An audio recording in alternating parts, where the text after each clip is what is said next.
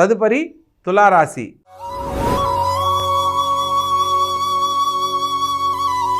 ఈ యొక్క తులారాశి జాతకులకు లగ్నాధిపతి అయిన శుక్రుడు లగ్నంలో సంచరించడము విశేషమైన ఫలితాలని ఇస్తున్నప్పటికీ ఈ వారం అనుకోని శుభకార్యక్రమాలు తలపెడతారు.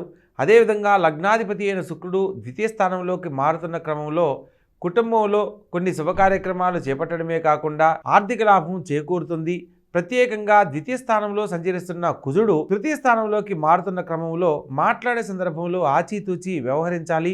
తృతీయ స్థానంలో సంచరిస్తున్న వ్యయాధిపతి భాగ్య వ్యయాధిపతి అయిన బుధుడు వక్రగతి చెంది ద్వితీయ స్థానంలోకి మారుతున్న క్రమంలో ఈ వారం మీరు తీసుకునే నిర్ణయాలన్నీ ఎంతో చాకచక్యంగా వ్యవహరించే మీ యొక్క శైలి మిమ్మల్ని నలుగురిలో గుర్తింపుకు తీసుకొస్తుంది.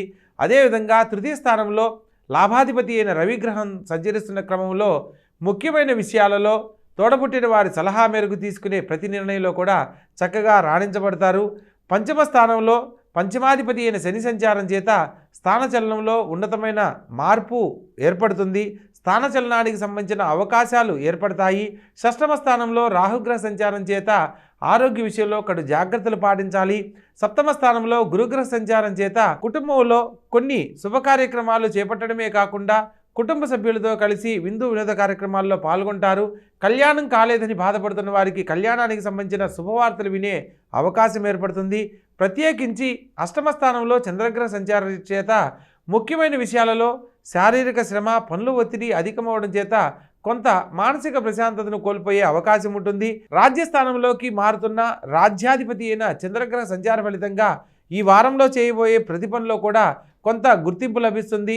ఇన్నాళ్ళు పడిన శ్రమకు ఒక గుర్తింపు లభించడమే కాకుండా ముఖ్యమైన పనుల్లో బాగా రాణించగలుగుతారు. వ్యయ స్థానంలో కేతుగ్రహ సంచారం జరుగుతున్న క్రమంలో ఎన్ని పరిస్థితులు మీకు అనుకూలంగా ఉన్నప్పటికీ కొంత మానసిక చింతన ఏర్పడేదానికి అవకాశం ఉంటుంది. కాబట్టి ఆరోగ్య విషయంలో కడు జాగ్రత్తలు పాటించడం తప్పనిసరి. మొత్తం మీద ఈ రాశి వారికి అన్ని విధాలా యోగ్యతగా ఉన్నప్పటికీ కూడా వ్యయ స్థానంలో సంచరిస్తున్న కేతువు అష్టమ స్థానంలో సంచరిస్తున్న చంద్రగ్రహానికి సంబంధించి ప్రత్యేకంగా పరిహారాలు ఆచరించాలి. చంద్రునికి ప్రతినిధి దేవతగా ఈశ్వరారాధన చేయడము, అదేవిధంగా వ్యయ స్థానంలో కేతుగ్రహానికి సంబంధించి ప్రతినిధి దేవతగా ఎరుపు వర్ణంలో ఉన్న గణపతినైనా ఆరాధించాలి.